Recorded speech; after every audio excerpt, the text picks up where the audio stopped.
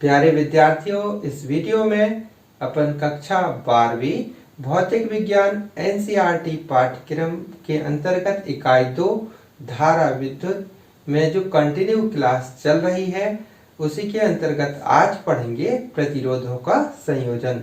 तो विद्यार्थियों, आज की कक्षा आपके लिए बहुत ही महत्वपूर्ण रहने वाली है, क्योंकि यहाँ से अक्सर करके परीक्षा में प्रश्न पूछे जाते हैं।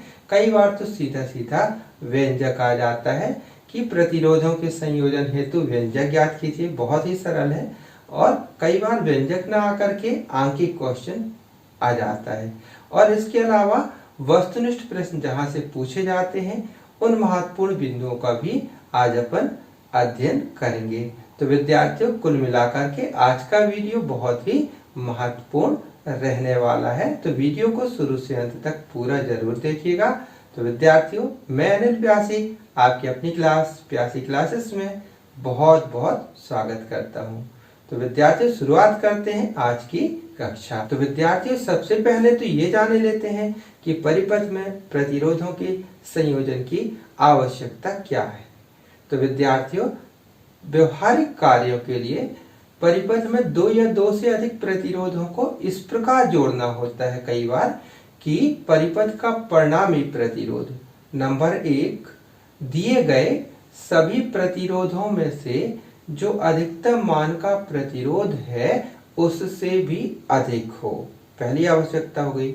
और दूसरी आवश्यकता कि परिपथ का परिणामी प्रतिरोध दिए गए सभी प्रतिरोध जो हैं उनमें जो सबसे कम मान का प्रतिरोध है उससे भी कम हो। ये दूसरी आवश्यकता हुई। और तीसरी आवश्यकता कि इन दोनों के मध्य हो। ये परिपथ का परिणामी प्रतिरोध इन दोनों के मध्य हो। अर्थात पहली स्थिति में परिपथ का परिणामी प्रतिरोध बढ़ाना चाहते हैं, दूसरी स्थिति में परिपथ का परिणामी प्रतिरोध बिल्कुल कम करना चाहते हैं, और तीसरी स्थिति दोनों के मध्य में लाना चाहते हैं। तो इन आवश्यकताओं की पूर्ति के लिए परिपथ में प्रतिरोधों को क्रमशः पहली स्थिति श्रेणी क्रम में जोड़ना पड़ता है, और दूसरी स्थिति समांतर क्रम में जोड़ना होता है, और तीसरी स्थिति मिश्रित क्रम में जोड़ना होता है। तो विद्यार्थी, सबसे पहले जाने लेते हैं प्रतिरोधों का श्रेणी क्रम में संयोजन। तो विद्यार्थी, तीन प्रतिरोध, पहला ये R1, दूसरा R2, R3 क्या है, श्रेणी क्रम में जुड़े हुए। श्रेणी क्रम मतलब कि जैसे एक प्रतिरोध ये है तो एक प्रतिरोध, पहला प्रतिरोध हो गया, पहले प्रतिरोध का ये पहला, ये दूसरा सिरा है, तो पहले प्रतिरोध के दूसरे सिरे को दूसरा, ये दूसरा प्रतिरोध हो गया, ये दूसरा प्रतिरोध हो गया, दूसरे प्रतिरोध के पहले सिरे से जोड़ते हैं, ये सीधा सीधा जोड़ते हैं ऐसा। तो ये जैसा आपको चित्र में भी दिख रहा होगा कि पहला प्रतिरोध ये है, पहले प्रतिरोध के दूसरे सिरे को दूसरे प्रतिरोध के पहले सिरे से जोड़ दें, और ऐसा ही कंटिन्यू एक सीधी लाइन में जोड़ दें। तो इस संयोजन को श्रेणी क्रम संयोजन कहते हैं। तो चित्र में तीन प्रतिरोध श्रेणी क्रम में जुड़े हुए हैं। अब बैटरी ई की सहायता से हम ए और बी के बीच में V विभवांतर आरोपित कर देते हैं। अब जैसे ही विभवांतर आरोपित कर दिए, यानी ये वाला सिरा प्लस में है और ये वाला सिरा माइनस में है, तो धारा प्लस से माइनस की ओर प्रवाहित होगी। अब धारा प्रवाह के लिए मार्ग तो एक ही है, तो विद्युत धारा तो ऐसे ही जाएगी, यानी विद्युत धारा तो सभी में एक बराबर ही जाएगी। लेकिन प्रत्येक प्रतिरोध अलग अलग बिंदु पर जुड़े हुए हैं। ये प्रतिरोध R1 की बात करें तो यहाँ और यहाँ के बीच में जुड़ा हुआ है, तो और ये वाला प्रतिरोध अलग दो बिंदुओं के बीच में जुड़ा हुआ है, इन दोनों के बीच में, और ये प्रतिरोध अलग दो बिंदुओं के बीच में जुड़ा हुआ है। तो इसलिए चूंकि प्रत्येक प्रतिरोध अलग अलग बिंदु पर जुड़े हुए हैं, इसलिए विभवांतर तो अलग होगा ही। तो अब हम ये मान लेते हैं कि R1 के सिरों पर उत्पन्न विभवांतर V1 है, इसके सिरों पर ये विभवांतर कितना मान लिए, V1 मान लिए, ठीक है ना। और R2 जो प्रतिरोध है इसके सिरों पर उत्पन्न विभवांतर को V2 मान ले रहे हैं, ये इतना। और R3 जो प्रतिरोध है इसके सिरों पर उत्पन्न विभवांतर को V3 मान ले रहे हैं, ठीक है। चित्र में तीन प्रतिरोधों R1, R2, R3 का श्रेणी क्रम में संयोजन प्रदर्शित है, ये ठीक है। बैटरी ई की सहायता से, बैटरी ये ई हो गई, बैटरी ई की सहायता से ए और बी के मध्य वी विभवांतर, ये वी विभवांतर अपन ने ये आरोपित किया, ठीक है ना। वी विभवांतर आरोपित किया तो परिपथ में I धारा प्रवाहित होने लगी तथा R1 के सिरों पर उत्पन्न विभवांतर V1। तो V1 बराबर कितना होगा? आपने ओम का नियम का अध्ययन कर लिया है ना। आई बटन पर लिंक भी है, चाहे तो आप उस वीडियो को फिर से देख करके समझ सकते हैं ओम का नियम। तो ओम का नियम सिंपल होता है V बराबर I इंटू R, ठीक है।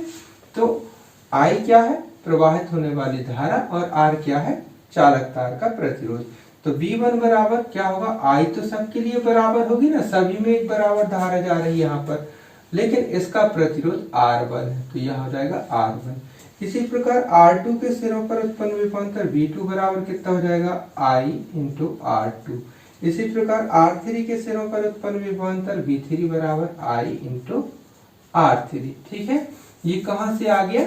ओम के नियम से। यहाँ पर अपन साइड में लिख देंगे कि ओम के नियम से क्या होता है विद्यार्थियों, कारण लिखना पड़ता है, अच्छे से समझाना पड़ता है, पूरी लाइनें करते हैं डेरिवेशन तब पूरे नंबर मिलते हैं, ठीक है। तो ये हुआ। अब हम ये कहें कि A और B के बीच में कुल विभवांतर कितना होगा, तो यहां लिखेंगे अतः A व B के बीच कुल विभवांतर, कुल विभवांतर जितना आरोपित किए थे, कितना आरोपित किया गया? V ना। तो कुल विभवांतर V बराबर कितना होगा? V बराबर कितना होगा? यहां से यहां तक V1, यहां से यहां तक V2, यहां से यहां तक V3, यानी टोटल अगर विभवांतर की बात करें तो होगा V1 plus V2 plus V3। अब जो आपने V1, V2, V3 के मान निकाले वो यहाँ पर भरते हैं तो कितना हो जाएगा देखते हैं। V बराबर I R1 plus I R2 plus I R3। अब यहाँ से I तो सब में कॉमन निकल आएगा ना, तो I को कॉमन निकाले तो R1 plus R2 plus R3, ये अब इसको समीकरण नंबर 1 डाल करके अपन ने यहाँ पर छोड़ दिया, ठीक है। इतना तो समझ में आ गया होगा। अब ये देख लेते हैं कि ये जो संयोजन है, इस पूरे संयोजन का अगर तुल्य प्रतिरोध कैपिटल R है, यानी परिणामी प्रतिरोध कैपिटल R है, तो यहाँ पर लिखें कि यदि इस संयोजन का तुल्य, कोष्टक में परिणामी भी लिख सकते हैं, परिणामी प्रतिरोध,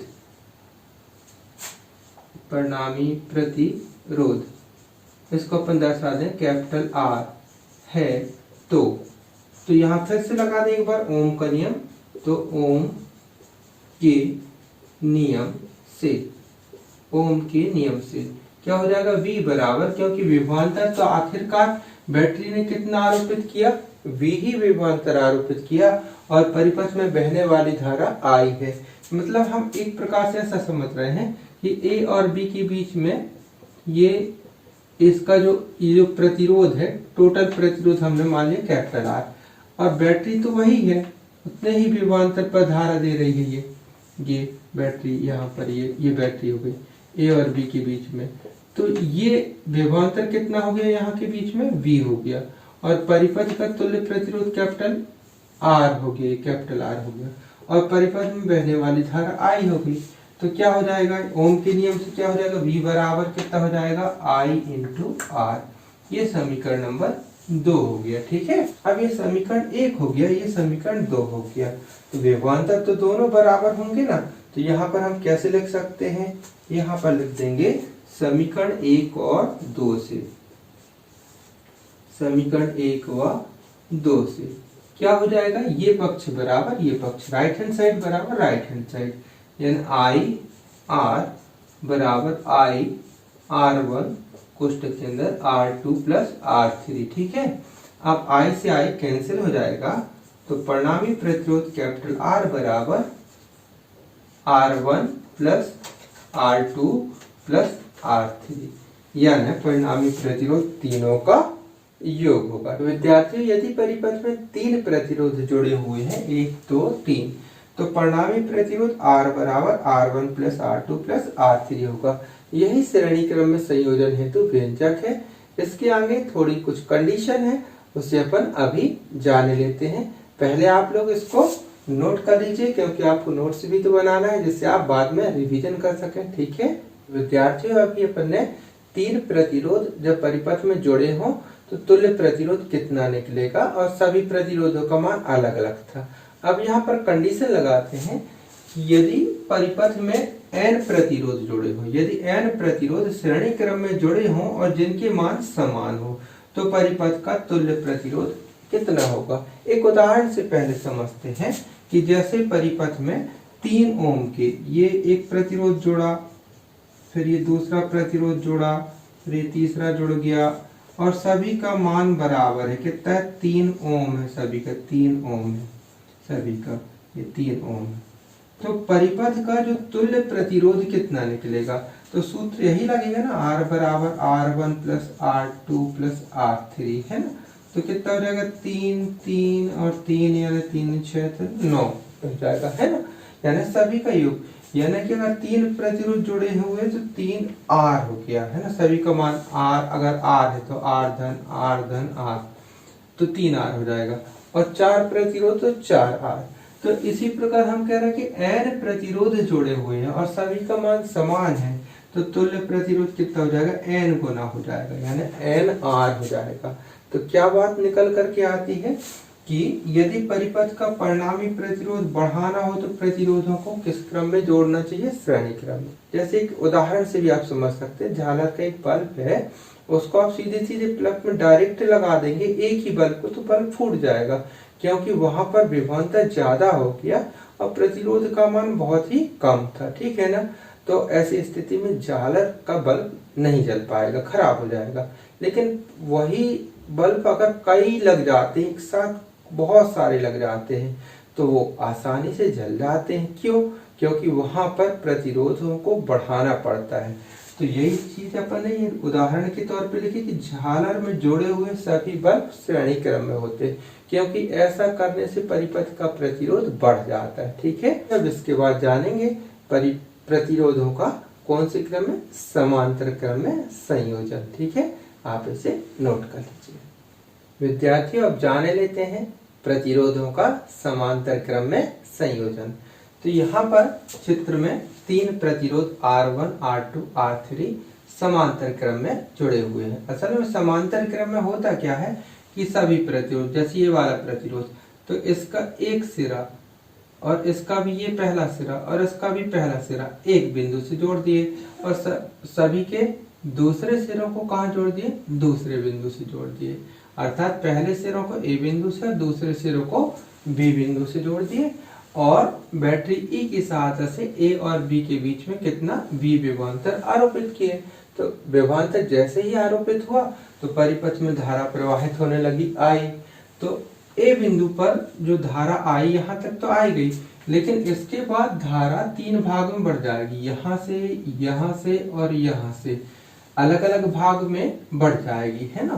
क्योंकि यहाँ से धारा के लिए 3 रास्ते हो गए, एक प्रकार से बोला जाए तो अब ये मान लें अगर कि प्रतिरोध R1 से I1 धारा जा रही है, प्रतिरोध R2 से I2 धारा जा रही है, और प्रतिरोध R3 से I3 धारा जा रही है। तो इसी को अपन को यहाँ नोट कर देना है कि चित्र में 3 प्रतिरोधों R1, R2, R3 का समांतर क्रम में संयोजन ये प्रदर्शित है, और बैटरी E की सहायता से A और B के बीच में बैटरी E के सहायता से V विभवांतर आरोपित करते हैं।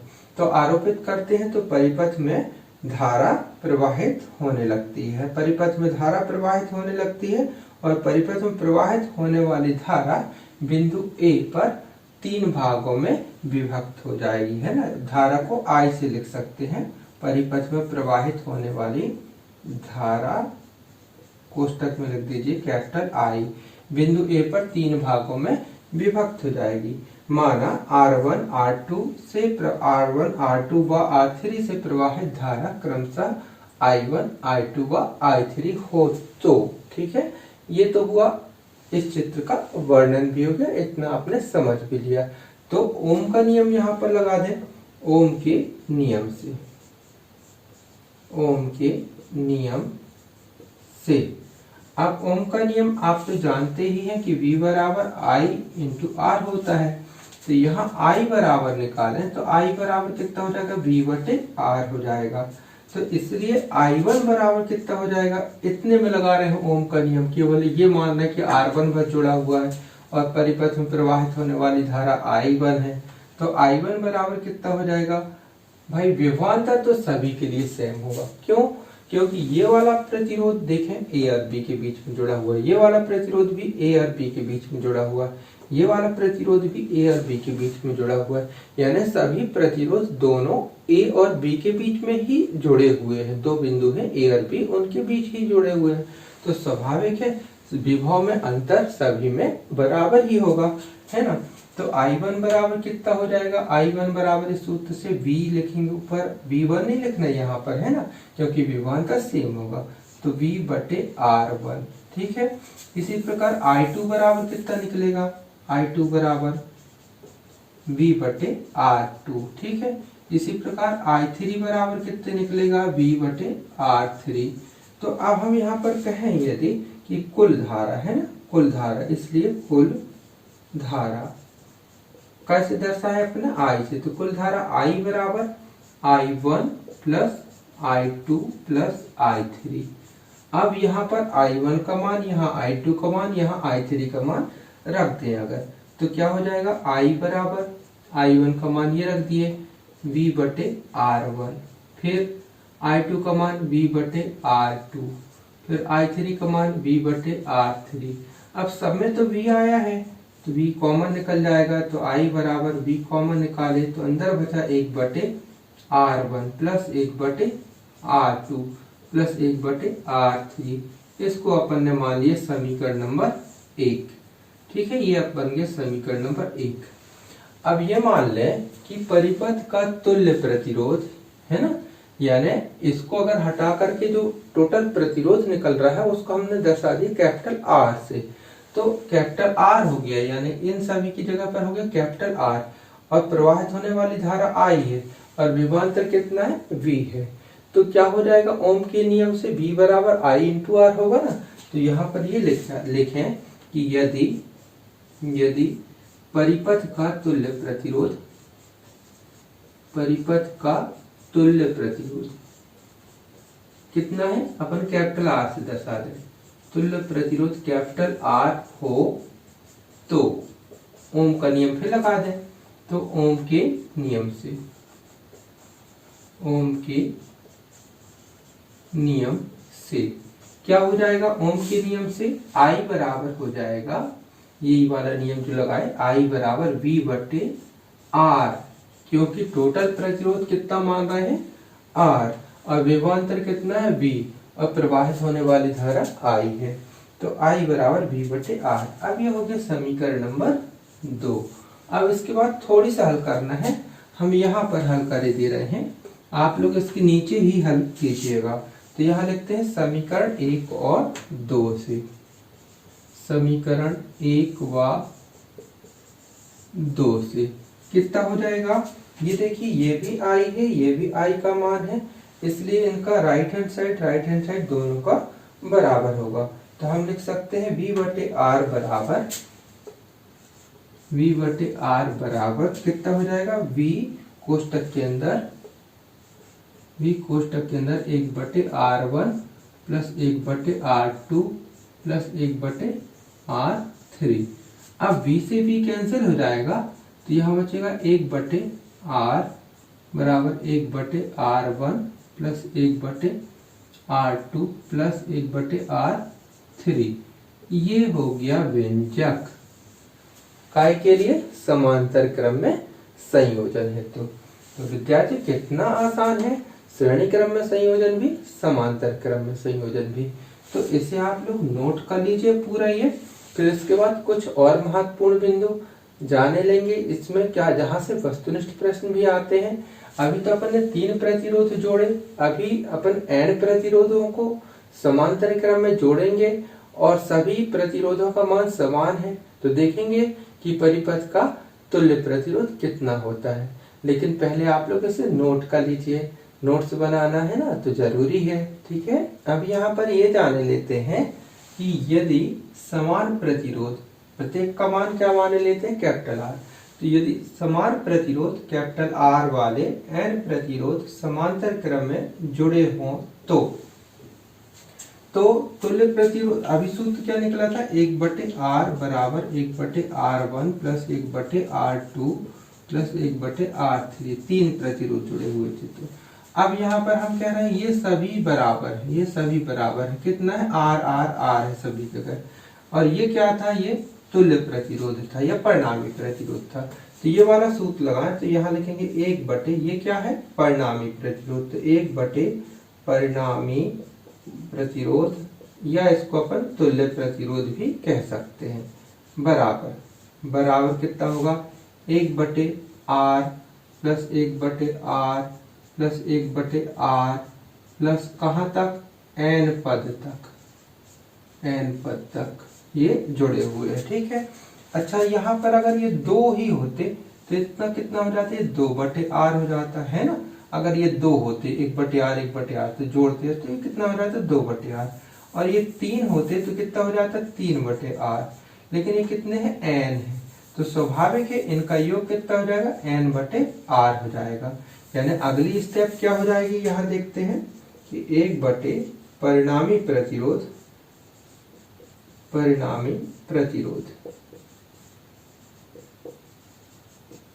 बराबर, चूंकि n पद है तो ये हो जाएगा n/r।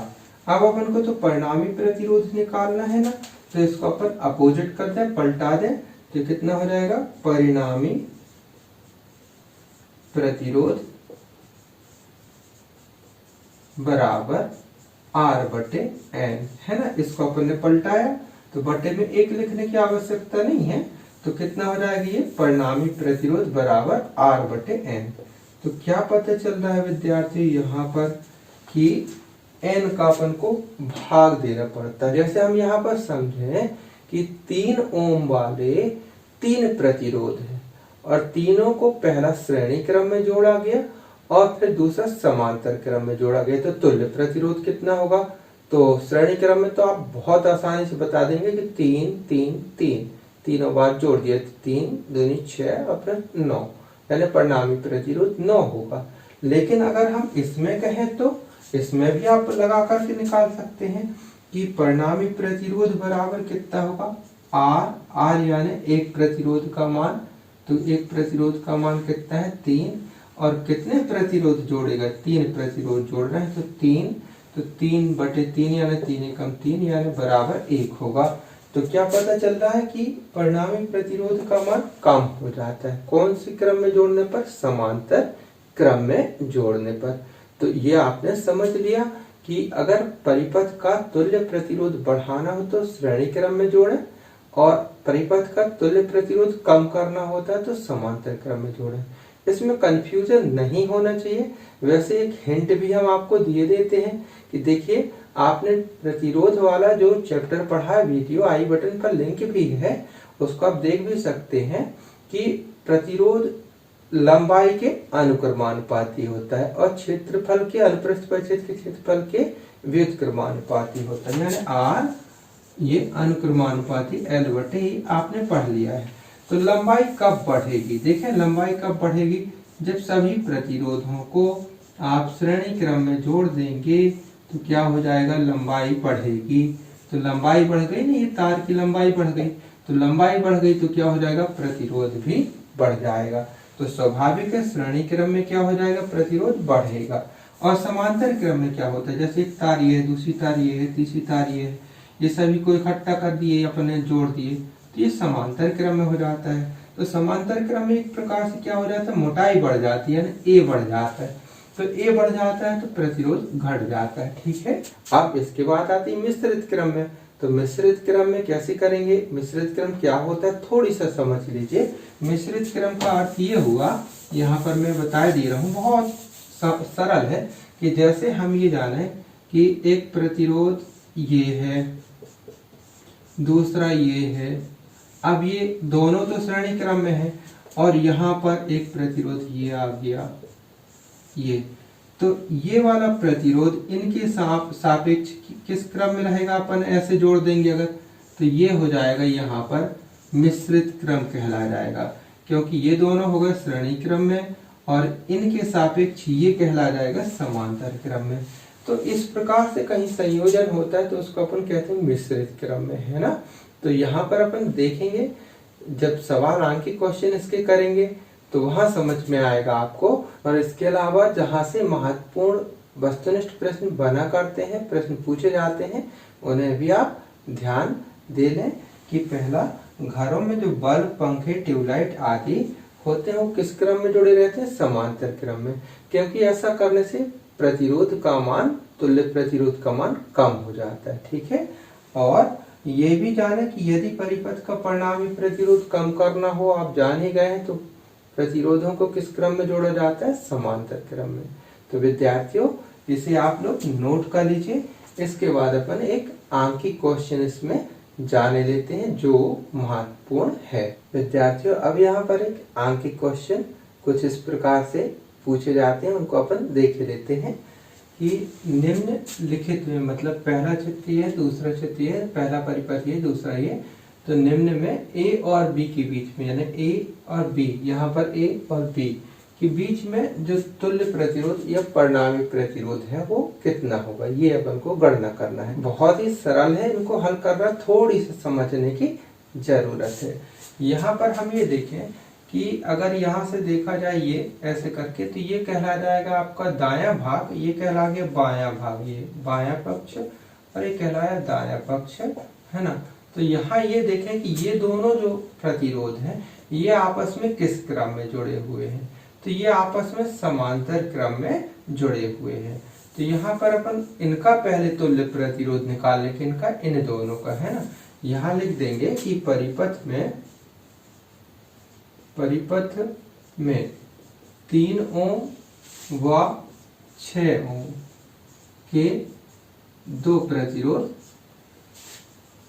प्रतिरोध किस क्रम में जुड़े हुए हैं, दो प्रतिरोध समांतर क्रम में जुड़े, समांतर क्रम में जुड़े हैं, इसलिए तुल्य प्रतिरोध का।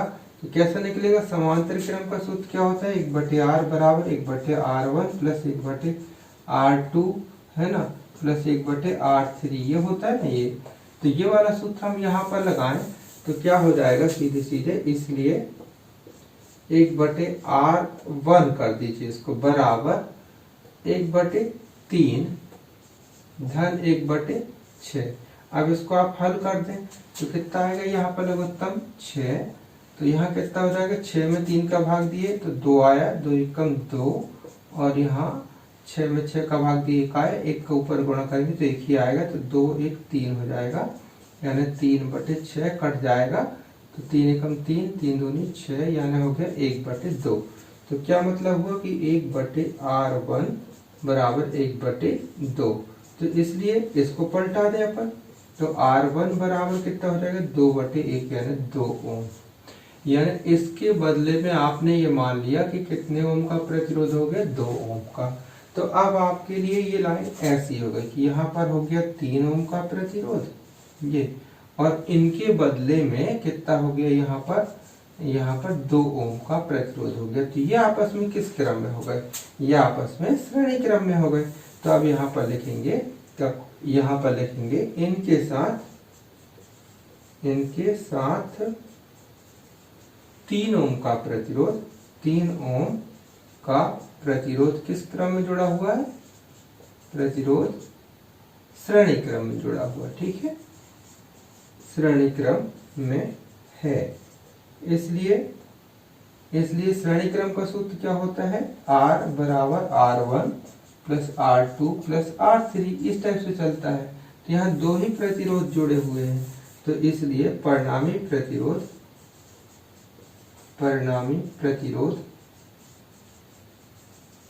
बराबर ये हो गया, ये वाला कितना, 3 ओम, और इन दोनों के बदले में अपन ने कितना निकाल लिया, 2 ओम। तो यहाँ ओम बाद में लिख देंगे, 3 धन 2 कर देंगे, 3 धन 2, तो बराबर हो जाएगा 5 ओम। तो ये हो गया इस कंडीशन का आंसर। अब यहाँ से आप निकालें, ये देखने में कठिन लग रहा है पर है बहुत सरल। ये पहले अपन इतने का मान निकाल लें, इतने का मान निकाल लीजिए। ये आपस में किस क्रम में जुड़े हुए हैं, स्पष्ट दिख रहा है कि ये समांतर क्रम में जुड़े हैं। और थोड़ी सा अपन बुद्धि लगाएं तो ये प्रतिरोध का ये वाला पॉइंट कहाँ से फाइनली कहाँ से आ रहा है, देखें ए पे आ रहा है क्या, ये देखिए ए पे आ रहा है। ये वाले प्रतिरोध का ये वाला पॉइंट, पहला पॉइंट, ये देखिए फाइनली घूम करके ए पे आ रहा है। ये वाला प्रतिरोध देखें ए पर ही आ रहा है, ठीक है। और जो सेकंड पॉइंट है इन सभी का, वो देखिए यहाँ पर जा रहा होगा, ये देखिए ये गया, ये देखिए घूम करके ये जा रहा है, ये घूम करके जा रहा है। समझ में आ गई बात क्या हो गया कि इस प्रकार से ये दो नहीं बल्कि ये तीनों प्रतिरोध आपस में किस क्रम में जुड़े हुए हैं, समांतर क्रम में जुड़े हुए हैं। तो यहाँ पर हम लिख सकते हैं, ये कौन पक्ष एक प्रकार से आपका देखा है बायां पक्ष है ना, तो यहाँ लिख देंगे हम, कैसे लिख देंगे कि परिपथ में बाईं है ना, बाईं ओर के तीनों प्रतिरोध किस क्रम में जुड़े हैं, समांतर क्रम में जुड़े हैं, समांतर क्रम में जुड़े।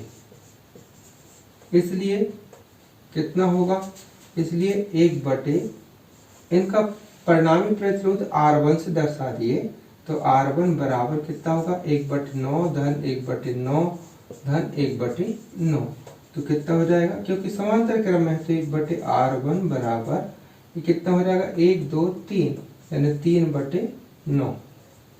3/9 भिन्न हल ऐसे करेंगे तो 3 से 3 कट जाएगा, 3 एकम 3, 3 त्रिका 9, तो कितना हो जाएगा 1/R1 बराबर 1/3। तो इसलिए R1 बराबर कितना निकल आएगा, पलटा देंगे इसको तो 3 ओम निकल आएगा। अब इसके बदले में आपका सरल परिपथ बन गया, इतने के बदले में कितना हो जाएगा यहाँ पर 3 ओम, ये हो गया 3 ओम। और इस साइड यहाँ पर इसके साथ ये देखें, अब ये कौन से क्रम में है, ये 9 ओम, ये सीधा सीधा आपको दिख रहा होगा कि कौन से क्रम में आ गए, ये श्रेणी क्रम में आ गया। तो अब इसके बाद यहाँ लिखेंगे कि दाईं ओर का प्रतिरोध, ये दाईं ओर कहलाए ना, दाईं ओर का प्रतिरोध अर्थात 9 ओम का प्रतिरोध, राइट हैंड साइड लिख सकते हैं उसको आप, दाईं ओर का प्रतिरोध इनके साथ श्रेणी क्रम में है। इसलिए परिणामी प्रतिरोध कितना निकल आएगा, परिणामी प्रतिरोध श्रेणी क्रम में सीधा सीधा योग हो जाता है। परिणामी प्रतिरोध बराबर 3 ओम का ये हो गया, यानी 3 ओम का ये, और ये हो जाएगा 9 ओम का, तो कितना हो जाएगा 12 ओम। तो ए और बी के बीच में परिणामी प्रतिरोध कितना हो गया, 12 ओम। ठीक है, तो विद्यार्थियों इसी प्रकार के और भी प्रश्नों का आपको अभ्यास करना है जिससे आप निपुण हो जाए। बहुत ही आसान है, बस थोड़ी सा समझने की जरूरत है। तो विद्यार्थियों कैसी रही आज की क्लास, कमेंट करके जरूर बताइएगा। विद्यार्थियों हमारा प्रयास है कि पूरी भौतिक विज्ञान में जो इम्पोर्टेंट क्वेश्चन है, वैसे भी परीक्षा का समय नजदीक आ चुका है, तो वेरी मोस्ट इम्पोर्टेंट क्वेश्चन जो है ना, उन्हीं को हम आप तक पहुंचाने का प्रयास करेंगे। और हमारे इस प्रयास में आप भी सहयोग प्रदान कर सकते हैं। अपने उन मित्रों तक जहां तक वीडियो नहीं पहुंच पा रहे हैं शेयर कीजिएगा। और हाँ, सब्सक्राइब यदि नहीं किए हैं तो सब्सक्राइब भी कर लीजिएगा, जिससे आप तक इस प्रकार के और भी वीडियो कंटिन्यू मिलते रहेंगे। और बेल आइकन जो घंटी की बटन है उसको भी टच कर लीजिएगा, जिससे नोटिफिकेशन भी मिलते रहेंगे। तो विद्यार्थियों शेयर कीजिएगा, सब्सक्राइब कीजिएगा। विद्यार्थियों मिलते हैं अगले वीडियो में एक नई विषय वस्तु के साथ। तब तक के लिए नमस्कार, बाय, जय हिंद।